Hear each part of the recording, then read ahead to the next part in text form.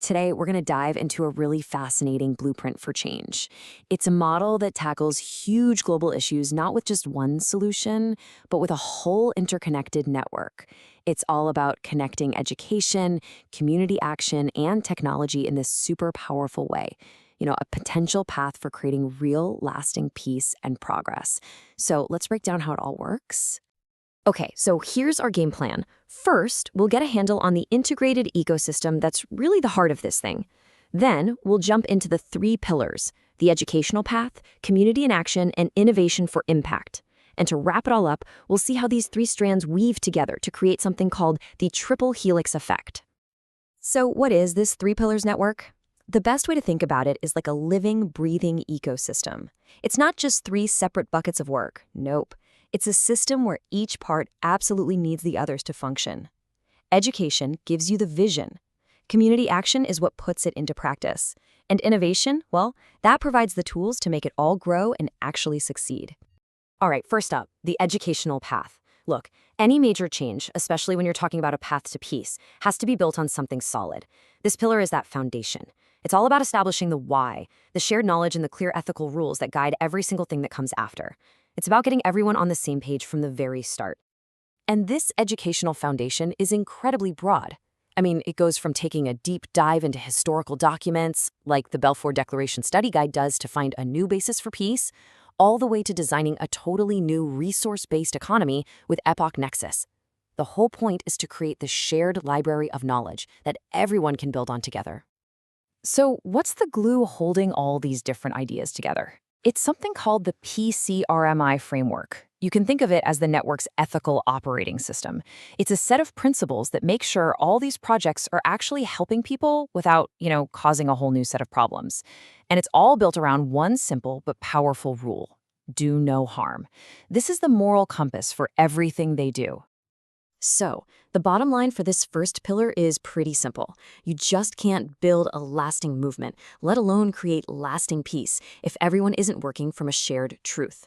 This educational piece creates that common ground, which makes it the absolute essential first step before any real action can happen.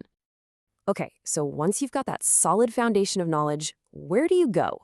Well, you move to pillar 2, community in action.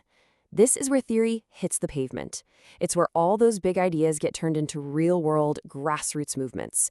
You could call this the practice phase of the whole journey. And right here, the focus totally shifts from learning to doing. Take the Bar Ness Miracle Bar Challenge. That's not just a concept on paper. It's about actually producing these super nutritious food bars to fight hunger while building a local, sustainable economy from the ground up. Then you've got projects like Sanctuary, which are trying to create entire self-sustaining communities. This is where people literally roll up their sleeves and start building the future they've been studying. And this slide is a perfect example of how the pillars connect. The Unified Collective starts back in the education pillar, right? It's all about the theory of bringing science and ethics together. But then, here in the community pillar, it becomes about practice. It's about using that ethical framework to fuel real social activism and create change you can actually see. And get this. This really shows the commitment to making a real impact. In the Bar Ness Miracle Bar Challenge, a full 50% of everything they produce goes straight to charity. Social good isn't some add-on or an afterthought. No way. It is hardwired directly into the economic model from day one. So if that first pillar was all about the why, this one is really about the how. It's proof that even the most brilliant ideas are just going to stay ideas until people actually come together, get organized, and work as a team to bring them to life. And now for our final pillar, innovation for impact. A grassroots movement is amazing, but to make change that lasts on a global scale, it needs systems to support it.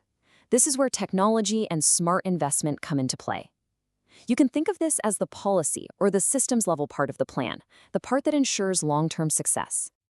This pillar is basically the tech and financial engine room. It's got things like Bar Ness Q, which is a tokenized investment platform built to fund that new economy we just saw being built in the community pillar. It also has the ethical AI of Harmony AI and all the advanced tech that makes a project like Sanctuary even possible. These are the tools that take local projects and give them a shot at becoming global movements. A really key innovation here is GenAI, which is short for Generative Intentional Intelligence. Now, this isn't just about making AI smarter. It's a whole new philosophy for AI. It's built to prioritize what humans actually want, and you guessed it, it's guided by that same do no harm principle we saw earlier. This makes sure that even the most advanced tech stays aligned with the network's core values. And here, this is where the loop just closes perfectly. Back in Pillar 2, the Barnes Initiative is a grassroots community project. But here in Pillar 3, Barnes QAon becomes the investment engine designed to pour fuel on that fire, giving it the capital it needs to scale that community vision into a real global system. So the big takeaway here is clear. Passion and grassroots action are absolutely essential, but they need support to go the distance. This innovation pillar provides the sustainable economic and tech systems that allow a movement not just to survive, but to really scale up and thrive. So we've looked at the three pillars: education, community, and innovation. But the real power, the real magic, isn't in any one of them alone. It's in how they are constantly weaving together, creating something so much stronger. It's an effect they call the triple helix. And this is the core idea right here. It's like the strands of DNA. Each pillar is always interacting with and supporting the others. Education gives the vision, community provides the action, and innovation gives them the tools to scale that action. You can't separate them. This really lays out the whole journey to making an impact. It starts with that foundational knowledge, the ethical why. That knowledge then sparks the grassroots implementation, the collective how.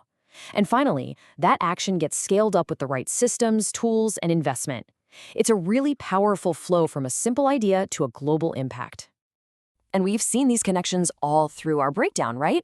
Barnes links community work directly to investment. GNII connects those ethical principles to futuristic technology. And that PCR-MI framework, it's the moral compass that guides the whole shebang. Everything is built to work together in this reinforcing loop. So this leaves us with one final pretty big question. In a world with problems that are so complex and tangled up, simple one-off solutions just don't seem to work anymore.